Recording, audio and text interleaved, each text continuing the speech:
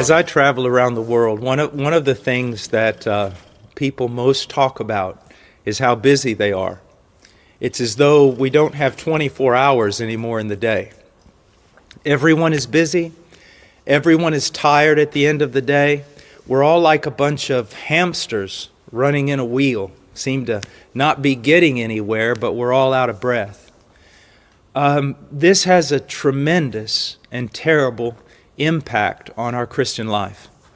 There was a secular psychiatrist, I forget his name, and I don't often quote secular psychiatrists, but he said something like this: there is a saying in English that hurry is of the devil. And he said, no, that's not true. Hurry is the devil. And what he was trying to say was simply that it's one of the things that is most doing damage to the individual, our society, our culture. And I would submit to you it's doing a great deal of damage to the church. There are so many things calling for our attention. And now that we have this explosion of the internet with Twitter and Facebook and websites and such an overload of information, we have less time than ever. Less time than ever. And because people, now don't be offended, but because people are very egocentric and everyone wants to be a movie star, everyone now has their own Facebook page and their own Twitter account, and they're announcing to the world everything that they're doing, everything they are, and everything they believe. Now, some of that, I suppose, could be good, but a lot of it's just a waste of time. Now, the question is, since everyone is so busy, what can we do to affect this problem? Well, first of all, we need to realize something, that we are not called by God to do everything. We are called by God to do His will. So, if we're going to order our life, we must know what God's will is, and that is found in the Scriptures.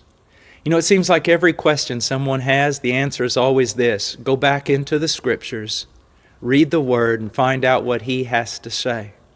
But the way I handle all of this, because it also affects me, is I set priorities. Hopefully they're not my priorities, but they're God's priority. What is my number one priority every day? Number one priority. I would have to say it is meeting with God.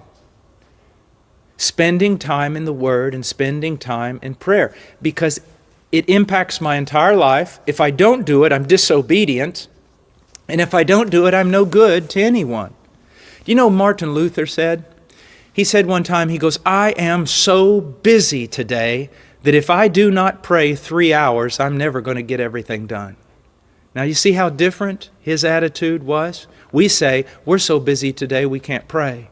He said he was so busy he had to pray so that God would give him help and order his day and help him to get everything done. So the first thing is meeting with God in His Word and in prayer. The next thing that is important, that is a priority, are the relationships that God has given me. My highest relationship on this planet is with a woman, my wife. I must make sure that I'm fulfilling my duties, relational duties, friendship, communication with my wife. After that, my greatest and most important task as a father, and especially since we homeschool, is to pour my life into my children. Now, obviously, I also have to work. I work in a mission. I have a job that requires at a minimum 8 hours a day, and usually it's sometimes twice that. And so when I go to work, I work hard. I don't play around. I don't get in a lot of conversations. I work. Why? In order to get my job done so I can get back to other priorities, which are always relational. My relationship with God, my relationship with my family, my relationship with my brothers and sisters in Christ, and then my relationship with people who need Jesus Christ. I think it will really help most people if they would put meeting with God first, and then put their relationships, the relationships that God has given them, following that. Then, of course, their work that they must do in order to sustain themselves and their family. And if there's no time left, then instead of cutting out time with God, cut out your Facebook, cut out your Twitter account, cut out being on the web all the time, or on the telephone all the time, or texting all the time. Those things simply are not necessary. They simply are not. Here's something that I would like you to think about. God created us for a relationship with Him, but also horizontal relationships with others. On the day that I am about to die, and I'm laying on my deathbed,